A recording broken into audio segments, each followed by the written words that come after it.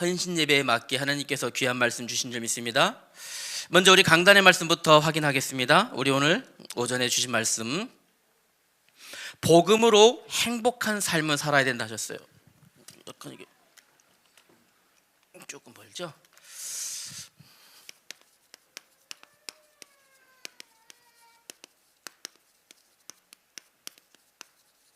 복음으로 행복합니까? 복음으로 행복합니다. 오늘 데살로니가 교회에 주셨던 소식인데요, 디모데야말로 기쁜 소식을 다른 사람에게 전달하는, 행복을 전달하는 사람이었습니다. 그래서 우리가 복음으로 기뻐해야 됩니다. 복음으로 행복하면 행복한 삶이 몰려온다 했습니다. 무엇으로요? 다른 것으로 기뻐하지 말고 복음으로 기뻐해야 우리 안에 행복한 삶이 몰려오는 겁니다.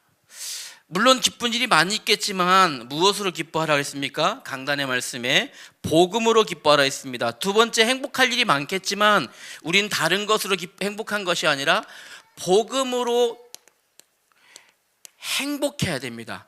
복음으로 행복하면 많은 사람들에게 위로를 줄 수 있다 하셨습니다. 복음으로 행복한 우리들 돼야 되겠습니다. 그래서 내 가장 가까운 사람들에게 복음으로 기뻐하고 복음으로 행복한 모습들을 전달하는 귀한 은혜가 있어야 되겠습니다. 복음으로 행복하다, 어떤 말일까요? 제가요 아까 말씀드리면서 오늘 오후에 말씀이 생각났는데요, 우리는요 복음으로 행복해서 하나님의 은혜를 사모하는 자 되어야 됩니다. 하나님의 은혜를 사모하는 자 되어야 됩니다. 하나님의 은혜를 사모한다, 6장 1절부터 14절까지 말씀인데요, 오늘 무슨 말씀인지 자세하게 보겠습니다. 오늘 말씀은요, 구원받은 하나님의 자녀만이 이해할 수 있는 말씀이에요. 되게 깊은 의미가 있습니다. 구원받은 하나님의 자녀만이 알 수 있는 자녀의 삶에 대해서 말하는 겁니다. 다시 말씀드리면, 하나님 앞에서 의롭다함을 받은 사람, 의롭다함을 받은 사람이 어떻게 살아야 될 것인가에 대해서 말씀하고 있는 거예요. 우리 기독교 신앙에서 가장 중요한 부분이기도 합니다. 약간 오늘은요 설교가 신학 강의처럼 들려질 수 있는데 신학 강의 아니고요, 성경의 내용을 좀 풀어보려고 합니다. 그래서 오늘 기도하시면서 들으셔야 돼요. 생각과 마음속에 하나님의 말씀이 들려질 수 있도록 기도하시면서 듣기로 합니다. 1절 보면요, 이렇게 말씀하십니다. 그런즉 우리가 무슨 말을 하리요? 은혜를 더하게 하려고 죄에 거하겠느냐? 라고 말씀해요. 무슨 말씀일까요? 은혜를 더하려고 죄에 거하겠느냐? 이 말씀은요, 이전에 우리가 죄인이었을 때 상태를 얘기합니다. 죄인이었던 우리에게 하나님의 은혜가 임한 거예요. 죄인이었던 우리에게 하나님의 은혜가 임했기 때문에 우리는 죄에서 벗어난 거죠. 무엇 때문에요? 하나님의 은혜가 임해서. 그러면 지금 나에게 또 하나님의 은혜가 임하려면 어떻게 될까요? 다시 죄 속으로 가면 하나님의 은혜가 임할까요? 그렇게 생각하지 말라라는 거예요. 죄인이었을 때, 우리가 이미 죄인이었을 때 하나님의 은혜가 있었기 때문에 그 은혜로 말미암아 의롭게 됐어요. 지금 또 은혜를 받기 위해서 다시 죄 속으로 들어가면 안 된다라는 거예요.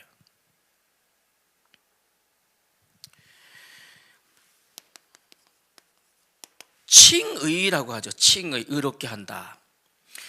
죄의 용서와 관계되어 있는 법적 용어입니다. 칭의라고 하지요.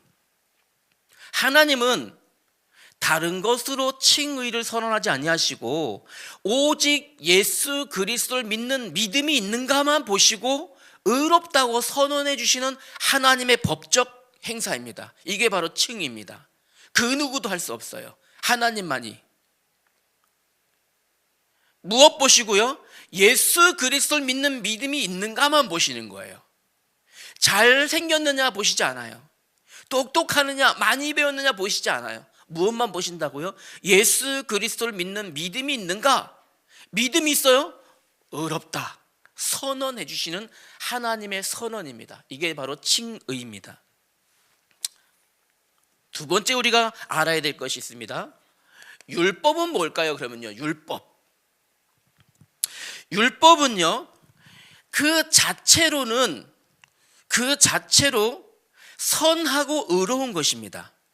다시 말하면요, 하나님의 거룩하심을 반영해요. 율법은요, 하나님의 거룩하심을 반영한다라는 말은, 다시 말하면요, 거룩하심을 반영하다 보니까 무엇을 드러나게 할까요? 율법은요, 죄를 드러나게 합니다. 율법은 거룩해요. 거룩함에 비춰왔더니 내가 보여요. 내 자신이 거울에 보면 내가 보이듯이 율법은 하나님의 거룩함을 반영합니다. 율법을 봤더니 아이고, 내 얼굴에 뭐 묻었네, 내가 죄인이네, 깨닫게 하는 도구예요. 바로 이게 바로 율법이에요. 그런데 중요한 것은요, 우리는 율법과 관계없이 칭의함을 얻은 거예요. 율법과 관계없이 하나님의 칭의가 선언된 겁니다. 의롭다 선언된 겁니다. 다시 말하면 칭의는요, 구원받았다라는 말이에요.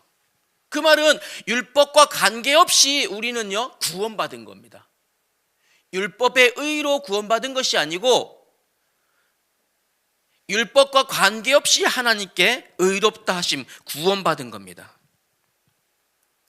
여기서 생각해야 될 부분이 있습니다. 그러면 하나님께 칭의 받았으니까, 구원함 받았으니까 이제부터 구원받은 자이기 때문에 내 마음대로 살아도 되는가? 라고 하는 문제예요. 많은 사람들이 그렇게 생각합니다.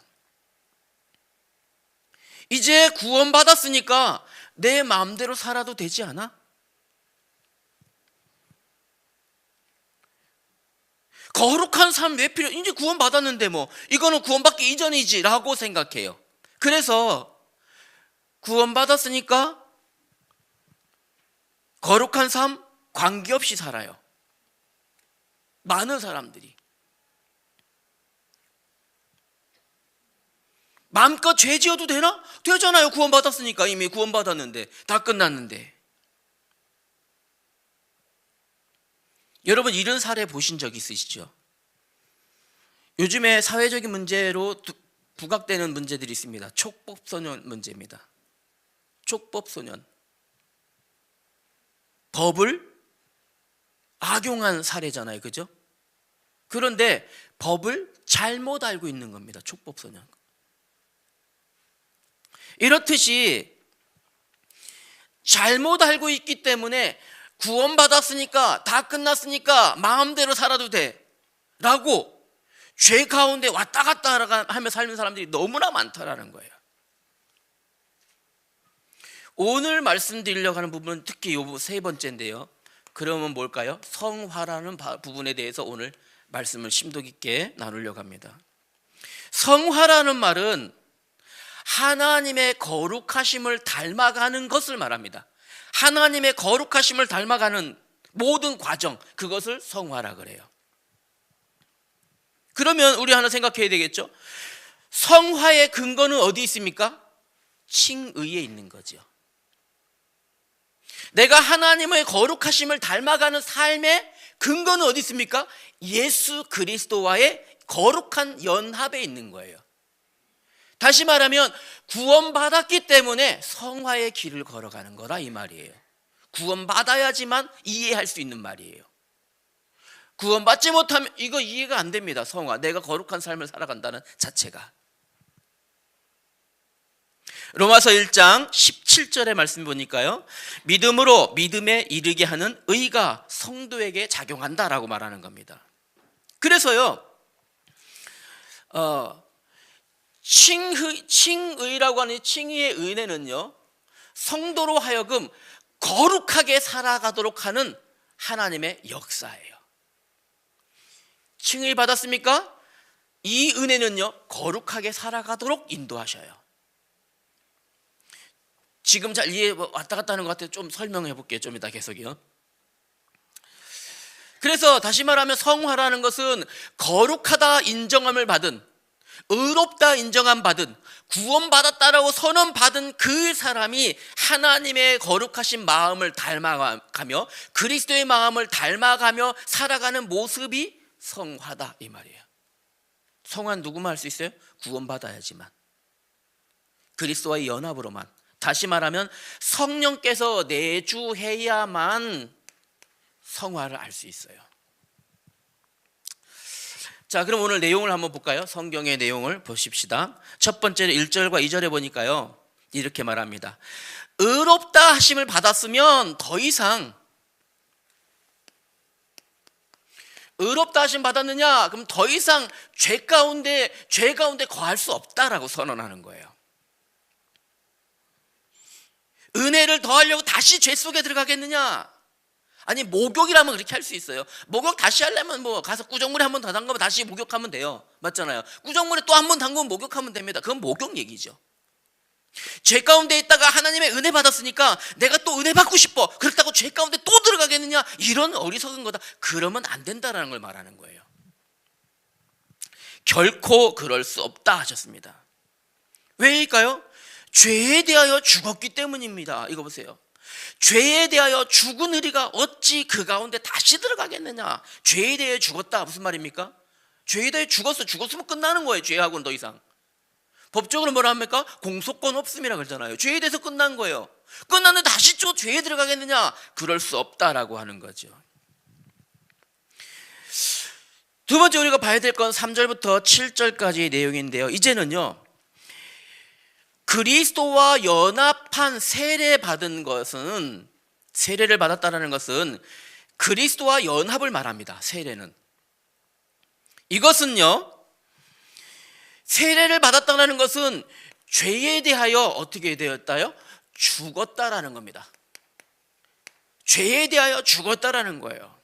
3절 보세요. 그리스도와 연합하여 세례를 받은 성도는 그리스도의 죽음에도 연합한 것이다. 4절에는요, 그리스도의 죽음에 연합했다라는 것은 그리스도와 함께 장사되어졌다라는 거예요. 세례가 바로 그거예요. 뿐만 아니라 4절 보세요. 그리스도와 연합했다라는 것은 그리스도가 다시 사신 것처럼, 그리스도와 연합했으니까 그리스도가 다시 사신 것처럼 성도 역시 새 생명 가운데 다시 사는 거예요. 이게 바로 세례입니다. 5절에 보세요. 우리가 그리스도의 죽음에 연합한 자가 되었으면 그리스도의 부활에도 연합한 자다 이 말입니다. 6절 볼까요?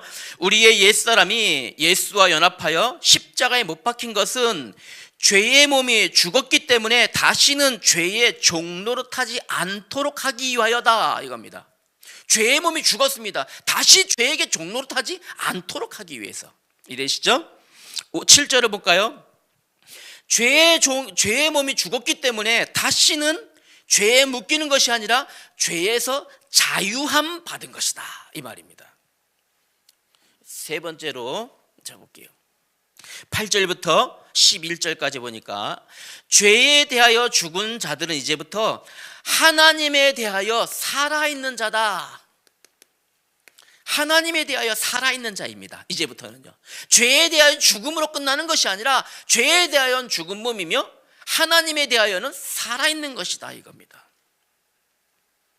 8절에 이렇게 얘기하죠. 그리스도와 연합하여 죽었으면 그리스도와 연합하여 다시 살게 될 것을 믿는 것이 믿음이에요. 9절에는요, 왜냐하면 그리스도께서 죽은 자 가운데서 다시 살아났기 때문에, 다시 죽지 아니하시고 사망의 것을 이기셨기 때문에, 10절에는요, 그리스도께서 죄에 대하여 죽으심은 죄에 대하여 단번에 죽으심이며 그리스도께서 살아나신 것은 하나님께 대하여 영원히 살아나신 것이다. 11절에는요, 이처럼 성도 역시 자신도 죄에 대하여 죽은 자이며, 성도도, 우리도 칭의 선언 받았으면 죄에 대하여 죽은 자이고 예수 그리스도 안에서 하나님에 대하여 살아있는 자로 살아야 돼요.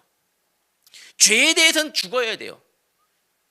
하나님에 대하여 살아야 돼요. 이제 우리는요, 이 말입니다. 네 번째로 이제부터 그러면 어떻게 하면 죄에 대하여 죽은 자로 하나님께 대하여 살아있는 자로 살 수 있습니까? 어떻게 해요? 12절과 13절에 나와 있죠. 다시는 내 자신을 죄에게 내주지 말고 어디에 내어주라고 했습니까? 하나님께 의의 무기로 하나님께 드려라. 싸움을 말합니다. 무기라는 것은 싸움을 말해요. 전쟁의 무기, 전쟁의 도구입니다. 죄에 대하여 나를 내어주지 말고 어디에 대하여? 의의 무기로 하나님께 드려야 돼요.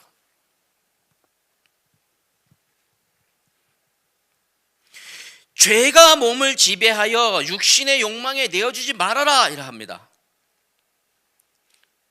하나님께 대하여 의롭다 하심 받았으면 너희 몸을 의의 무기로 하나님께 드려라 이겁니다. 한 줄로 요약해 볼까요? 죄에 대하여는 그리스도와 함께 죽고 그리스도와 함께 다시 살아난 우리들은 이제부터 어떻게 됩니까? 어떻게 살아야 됩니까? 죄에 묶여 다시 빠지지 말고 죄에 어떻게 해요? 하나님의 은혜를 사모하며 살아라 이 말이에요. 이해되시죠? 이 말씀이 밖에 있는 불신자들에게 주신 말씀이 아니라는 거 기억하셔야 됩니다. 어디에 주신 말씀입니까? 로마 교회에, 교회 안에 성도들에게 주신 말씀이에요. 이 말인즉 에클레시아라고 하잖아요. 교회를, 그죠? 무슨 말일까요? 죄에서 불러냄을 받은 자들의 모임이 에클레시아예요. 맞죠? 세상에서 사단의 죄의 욕망에서 죄의 종노릇 가운데 있는 그 속에서 불러냈어요. 어디로요? 하나님의 의로, 그리스도와 연합한 자로 불러냄을 받은 자. 그 모임 중에서도 여전히 죄의 종노릇하고 있는 사람들이 있다 이 말입니다. 있습니다. 많이들. 몸은 교회에 앉아 있지만 여전히 죄에 묶여서 자기 스스로 컨트롤하지 않고 못합니다. 이게 내 마음대로 되지 않습니다. 나는 안 그래야지. 아닙니다. 뭐라 했습니까? 죄에 종노릇한다. 주인이 누구란 말입니까? 주인이 죄예요. 죄가 주인 되고 오히려 묶여있는 자, 종노릇하는 겁니다. 이렇게 누가요? 교회 안에 많은 이 시대 성도들이. 당시 로마 교회 성도들만요? 아닙니다. 지금도 많습니다. 그래서 우리는 어떻게 하면 죄에 종노릇하지 않을까 늘 고민하셔야 돼요. 늘 생각하셔야 됩니다. 나를 어떻게 하면 하나님께 의의 무기로 나를 드릴까 늘 고민하고 염려하셔야 돼요. 고린도후서 7장 10절에 이렇게 우리 하나님 말씀하셨어요. 하나님의 뜻대로 하는 근심은 후회할 것이 없는 구원에 이르게 하는 회개를 이루는 것이요, 세상의 근심은 사망을 이루느니라 하셨습니다. 그래서 우리가 늘 죄 가운데 내가 죄에게 종노릇하지 않게 하여 늘 근심하고 염려하고 고민해야 돼요. 이렇게 할 때 우리 어떻게 했습니까? 하나님 우리 안에 회개할 수 있는 심령을 부어주셔요. 하나님, 이것이 우리를 어디로? 구원에 이르게 한다. 물론 성도만 그런 건 아닙니다. 성도만 그렇지 않아요. 목사들 중에도 있습니다. 솔직히 말씀드리면 가끔 뉴스에도 나옵니다. 부끄럽고 창피한 일이지만 뉴스에도 나옵니다. 아니라고 발뺌합니다. 속았다고 말합니다. 자기 자신이 끝까지 거짓말 칩니다. 자기가 그런 게 아니고 이 사단에게 속아서 그런 거다. 그러니까 사단 잘못이다. 궤변입니다. 궤변입니다. 궤변. 죄를 누가 지은 겁니까? 예를 들어 보겠습니다. 저 앞에 저기 김은강 앉아 있습니다. 피아노 반주자인데요.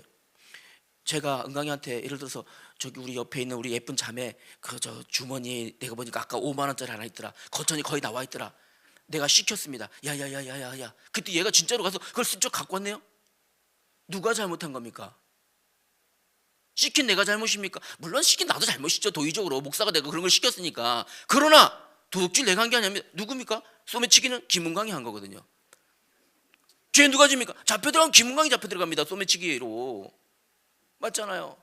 그러면 사단에게 속아서 왔다. 궤변입니다. 궤변. 김은광은 아무리 목사님이 그래서 그랬어요. 해봐야 네가 사기꾼이야. 아니요, 미안합니다. 예, 이렇게 되어집니다. 궤변입니다.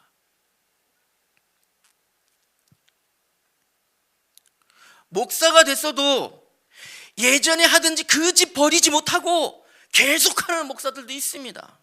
심지어 여성도를 상대로, 자기 교회 성도를 상대로, 자기 교회 이 후대들을 상대로 그런 짓거리를 해놓고도 뻔뻔하게 끝까지 궤변 들어놓고 아니라 쏘갔다, 성령께서 좋아하셨다, 개똥 같은 소리를 막 하는 경우도 있습니다. 심지어는 교회에 하나님께 드려진 헌물, 예물, 헌금을 자기 멋대로 막 쓰고 유용하고 하나님의 일에 위해서 쓴 거니까 하나님 기뻐하셨다. 그런데 어디 아닙니다. 있습니다. 여전히 죄의 종노릇하고 있습니다. 그럼 이건 어떻습니까? 모든 염려를 주께 맡겨라 그랬는데 안 맡겨지는 거 어떡하실랍니까? 근심하지 말라 하셨는데 여전히 근심되고 있는 거 어떡할까요? 여전히 너무 큰 것만 보지 마시고, 그래 나는 뭐 도둑질도 안 하고 무슨 뭐 이거 안 했는데 뭐 살인하지도 않고 뭐 안 했는데 라고 생각하지 마시고 가깝게 보시길 바랍니다. 가깝게. 모든 염려를 주께 맡기라 하셨습니다. 배후에 누가 있습니까? 사탄이 있다라는 거 기억하셔야 됩니다. 첫 번째로요, 우리가 오늘 본문의 말씀으로 우리는 왜 죄에 대하여 종노릇 하지 말아야 됩니까? 그리스도와 어떻게 됐다고요? 연합했습니다. 연합. 그리스도와 연합. 이 말은요, 어떻게 그리스도와 함께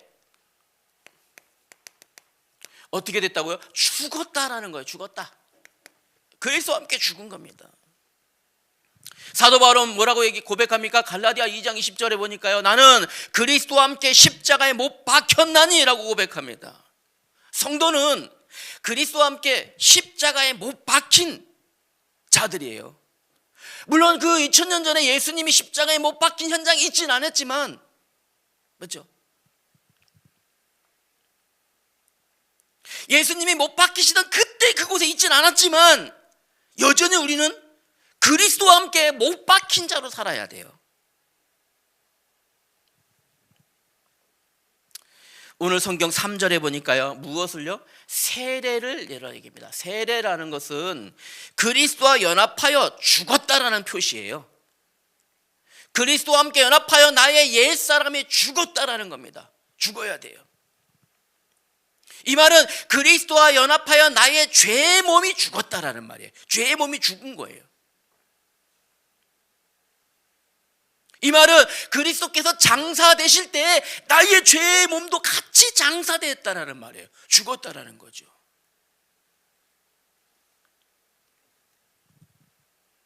이 말은 그리스도와 함께 장사되었기 때문에 나의 죄의 몸이 남아있어요, 없어요? 없어야 된다는 말이에요. 죄의 몸이 없어야 된단 말이에요. 죄의 몸이 없어졌는데 죄의 종노릇 하고 있다? 말이 안 되잖아요. 없어야 된다는 말입니다. 그리스도와 연합했다라는 것은요, 그리스도와 함께 어떻게 됐다고요? 다시 살았다라는 말입니다.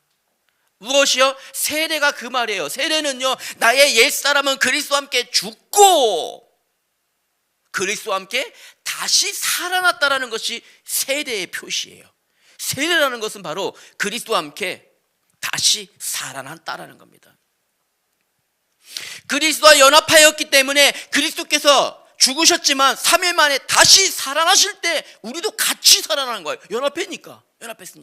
따로따로가 아니고 그리스도와 연합되어 있기 때문에 그리스도께서 죽으실 때 우리도 죽은 거예요. 죄의 몸 죽고, 그리스도께서 살아나실 때 우리는 새 생명으로 다시 살아나는 거예요.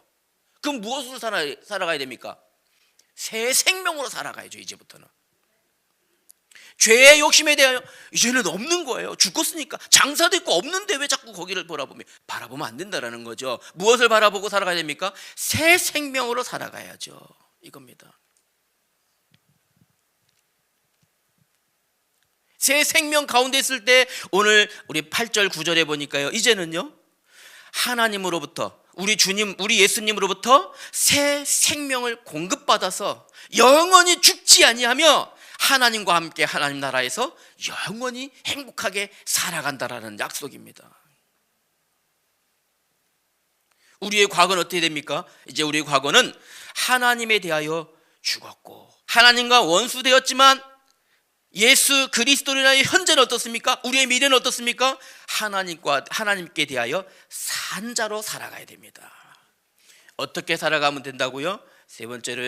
두 번째로는요, 우리를 의의 무기로 어디 있게요? 하나님께 드려야 돼요. 의의 무기로. 이것이 우리 뜻대로 되어지지 않습니다. 우리의 노력으로 잘 되어지지 않습니다. 그렇기 때문에 나를 어떻게 해요? 의의 무기로 하나님께 나를 드려라. 이렇게 오늘 사도 바울은 말씀하고 있는 겁니다. 자, 보세요. 성도는 예수 그리스도의 생명을 같이 소유한 생명 공동체예요. 생명 공동체이나 예수 그리스도 하나이나 우리가 지금 어디 살고 있어요? 여전히 세상 가운데서 살고 있어요. 여전히 세상 가운데 살고 있다 보니까 세상의 영향을 받을 수밖에 없잖아요. 세상의 영향 받습니다. 세상은 여전히 죄가 왕노릇하고 있습니다. 세상은 여전히 죄가 지배하고 있습니다.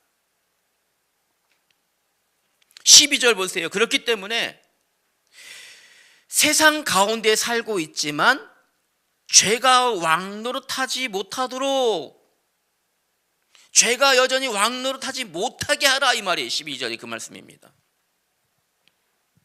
그러면서 말하지 않습니까? 그래서 세상 속에 있는데 죄가 왕노릇하지 못하게 하려면 어떻게 하라고요? 나의 사욕을 어떻게 버려라 얘기합니다. 사욕을 버려라. 세상에 속해 있지만 세상에 왕노릇하는 죄가 나를 지배하지 못하도록 내 육신의, 내 몸의 사욕을 순종하지 말고 버려라는 겁니다. 이거예요. 야고보서 1장 15절 말씀에 욕심이 잉태한 즉 죄를 낳고 죄가 장성한 즉 사망을 낳는다 말씀하셨어요. 버려라 합니다. 그러면서 두 번째, 우리를 하나님께 의의 무기로, 누구예요? 하나님께 드려라 이렇게 말하죠. 하나님께 드려라. 우리 자신을 불의의 무기로 죄에게 내어주지 말고 의의 무기로 하나님께 드려라. 그리하면 어떻게 된다고 그랬습니까? 14절에 보니까요, 죄가 우리를 지배하지 못하게 된다 하셨어요. 꼭 기억해야 됩니다. 의롭다 하심 받은 우리 성도님들은 죄 아래 있지 않습니다. 하나님의 은혜 아래 있음을 기억하셔야 됩니다. 세 번째로, 그래서 오늘 이것을 말씀드리려고 해요. 이제부터요, 우리의 삶이 어디를 향하여 바라봐야 돼요? 그냥 바라봐 갖고는 안 돼요. 어떻게 해야 됩니까? 나를 드림으로 바라봐야 돼요. 이거를 추앙이라고 하잖아요, 그죠? 우리의 삶이 그리스도를 닮아가는 삶, 이것을 바로 성화라고 얘기합니다. 성화. 어떻게 바라봐야 될까요? 추앙하듯이 하나님을 바라봐야 됩니다. 그러기 위해서는 오늘 성경에 보니까요, 고린도전서 5장 7절에 보니까요, 우리 안에 있는 묵은 누룩을 다 버려라 하셨어요. 묵은 누룩을 버려야 돼요. 그래야 그리스도를 닮아갈 수 있어요. 그래야 의의 무기로 나를 하나님께 드릴 수 있어요. 내 안에 묵은 누룩을 버려줘야 내가 그리스도와 연합한 죄로 다시 나를 죄에 내어주지 않게 되는 거예요.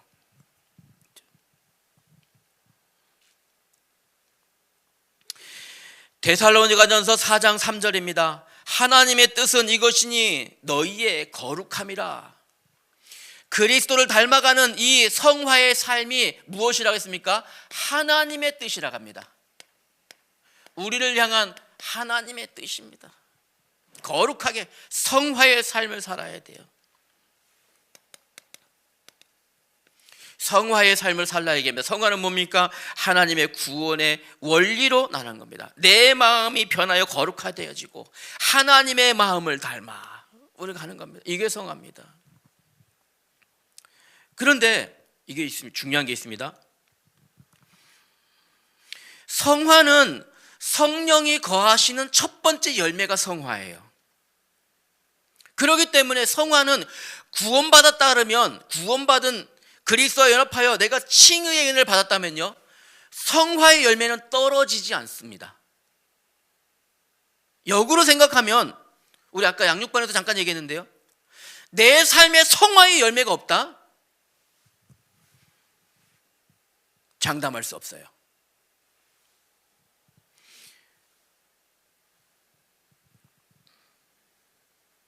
뿐만 아니라 칭의의 은혜가 내 안에 있다? 이 은혜는요, 점진적으로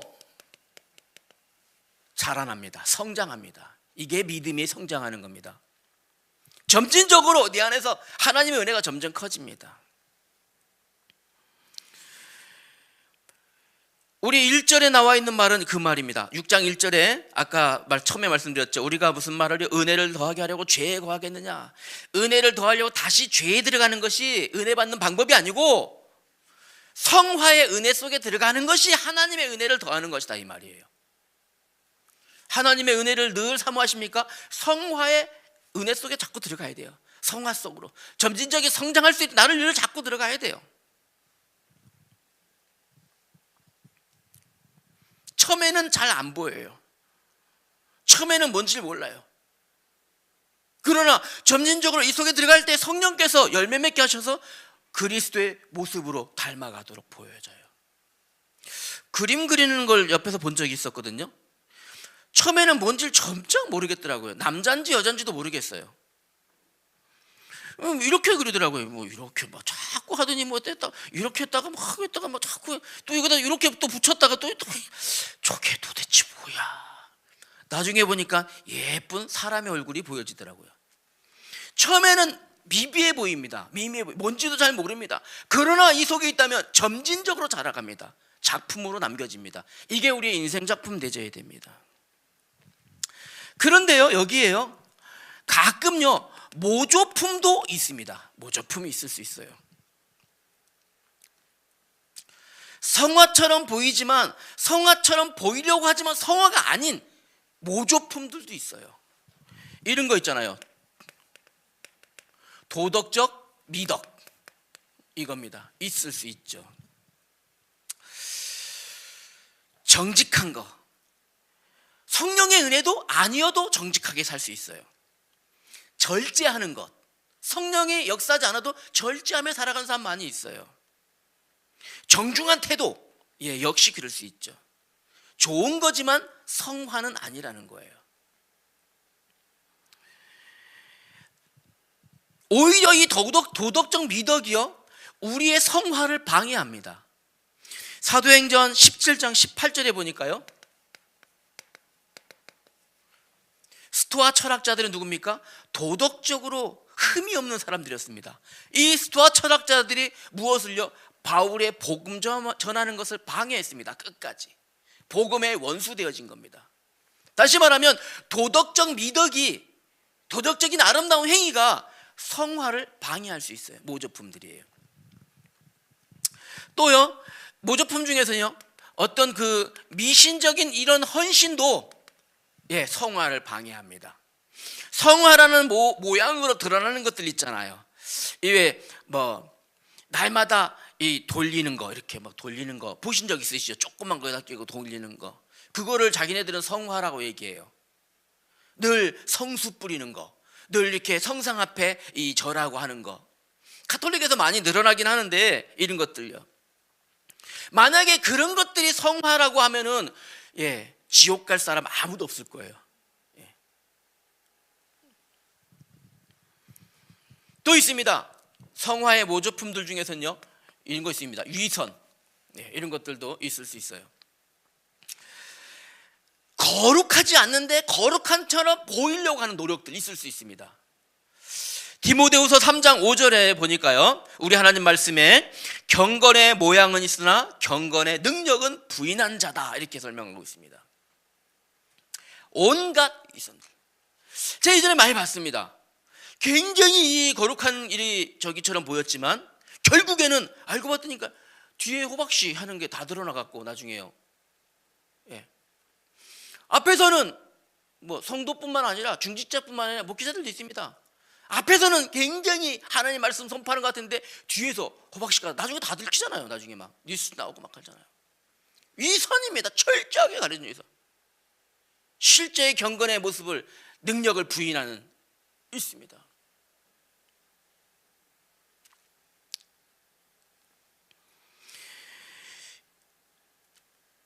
계시록 3장 1절에 보니까 이렇게 말씀하십니다. 이런 위선을 향하여서 네가 살았다 하는 이름을 가졌으나 죽은 자로다. 살았다 하는 이름은 가졌지만 실제로는 죽은 것이다. 무엇이요? 위선이. 또요, 유다서 1장 12절의 말씀 보니까 물 없는 구름이다 라고 말합니다. 무엇이요? 위선이요. 물이 없는 구름이다. 생명력 없는 그림이다. 생명력 없는 동상 같은 것이다. 무엇이요? 위선이요. 이걸로 경건한 것처럼, 거룩한 것처럼 보여질 수 있습니다. 하나님의 말씀 따라가는 것처럼 보여질 수 있습니다. 하나님의 말씀을 선포하는 것처럼 보여질 수 있습니다. 그러나 그 뒤에 있는 이거요, 하나님은 만율이 여기심을 받지 아니하신다 하셨습니다. 하나님을 속일 수는 없습니다. 그러면요, 성화가 왜 필요합니까? 이 모습들이 왜 필요할까요? 성화의 필연성 해볼까요? 기억하셔야 됩니다. 하나님은 우리를요, 성화 가운데 하나님이 부르셨다라는 것을 기억하셔야 돼요. 하나님은 우리를 칭의의 은혜를 주셨다라는 것은 성화의 은혜에 내가 발 디뎠다라는 거예요. 들어왔다라는 거예요.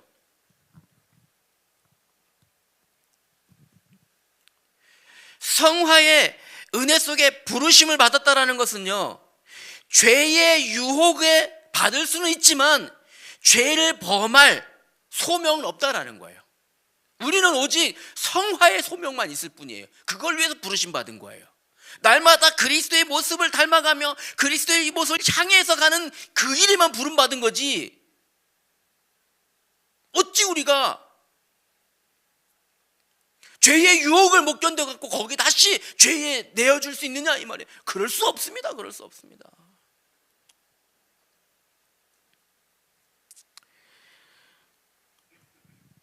우리에게는 거룩한 소명만 있음을 여러분 기억하셔야 됩니다. 거룩한 소명만 있어요. 만약에 자 보세요, 성화가 우리 안에 없으면 어떻게 됩니까? 없으면, 성화의 모습이 없으면, 성화의 모습이 없다라는 것은요, 칭의도 없다라는 거예요. 성화가 없으면. 저 오늘 좀 이렇게 많이 흥분한 거 보이죠? 아닙니다. 너무 강력하게 주장하고 싶어서 그렇습니다. 너무 강력하게 주장하고 싶어서 오늘. 성화가 없으면 칭의도 없는 거예요. 칭의도.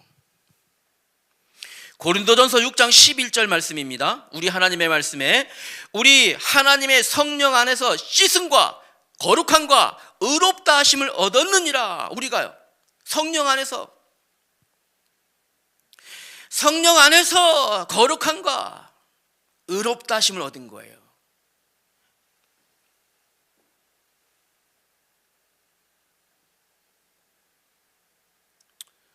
목사도 성화 없이 여전히 죄에 발들여 놓고 있으면 가짜입니다. 칭이 없는 겁니다. 거짓 선지자입니다.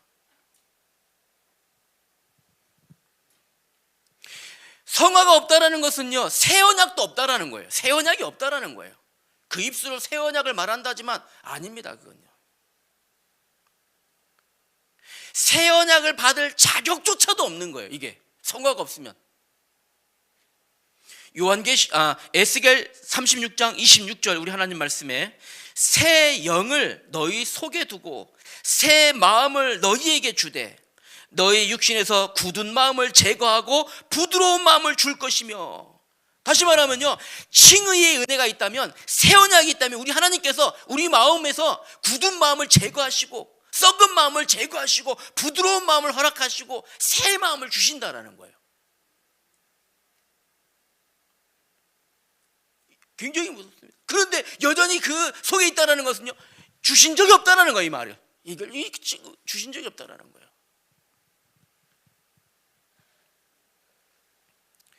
칭의가 없다는 것은요, 천국에 들어갈 수 없다는 말이에요. 성화가 없다는 것은. 히브리서 12장 14절 우리 하나님 말씀에 거룩함이 없으면 아무도 주를 보지 못하리라. 이 말은 무엇입니까? 성화가 없으면 아무도 천국에 들어가지 못한다 이 말이에요.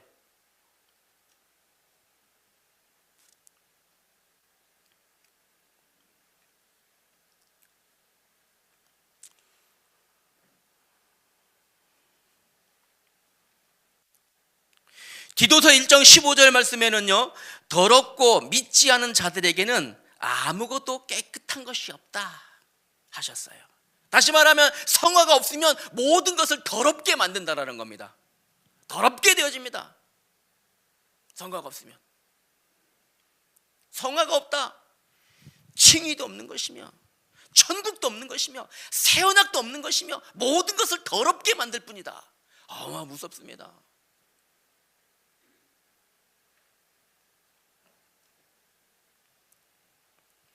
여러분, 막 제가 오늘 막 고함 치는 것 같죠? 오늘 오늘 이 유튜브로 나갈 거거든요. 좀 볼 사람들은 좀 봤으면 좋겠습니다. 시비가 걸리더라도. 우리는 그리스도와 연합한 사람들입니다. 그리스도와 하나 된 사람들입니다. 우리 안에 그리스도께서 계십니다. 우리 안에 그리스도께서 지금도 역사하십니다.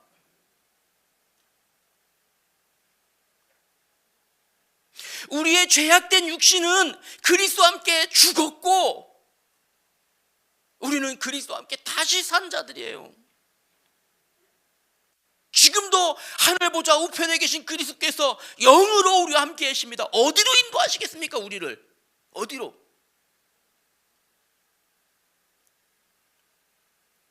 내 부모를 공경하라, 살인하지 말라, 간음하지 말라, 도둑질하지 말아라, 거짓 증거하지 말아라. 이런 다 들어가네 거기. 다 들어가네. 내 이웃의 아내나 내 이웃의 다 들어가네 거기 진짜.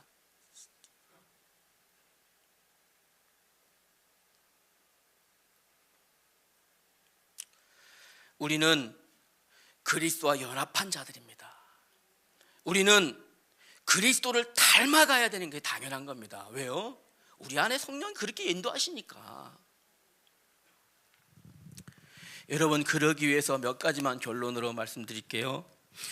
우리는요,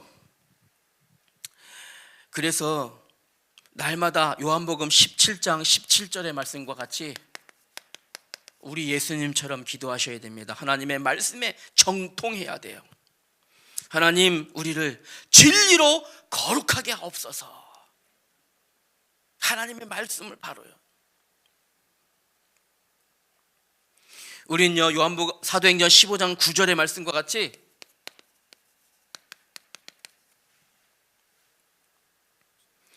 예수 그리스도의 보혈을 믿는 바른 믿음으로 서야 돼요. 믿음으로 그들의 마음을 깨끗하게 하신다 하셨습니다. 예수 그리스도를 믿음으로 우리를 깨끗하게 하신다. 데살로니가 후서 2장 13절입니다. 이후로 우리는요, 성령의 거룩하심을 따라 살기를 기도하셔야 돼요. 하나님, 나는 연약합니다. 그러나 성령의 거룩하심을 나는 따라가기를 원합니다.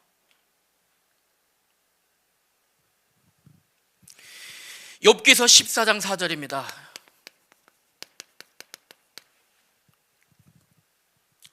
성화를 위해서 기도해야 돼요. 욥이 이렇게 기도합니다. 누가 깨끗한 것을 더러운 것 가운데서 낼 수 있으리까? 깨끗한 것을 더러운 것 가운데서 낼 수 있겠습니까? 없습니다. 날마다 우리는요, 성화의 은혜를 사모하며 기도하셔야 돼요. 그리고요, 다섯 번째로는요, 잠언서 13장 20절입니다. 마지막으로.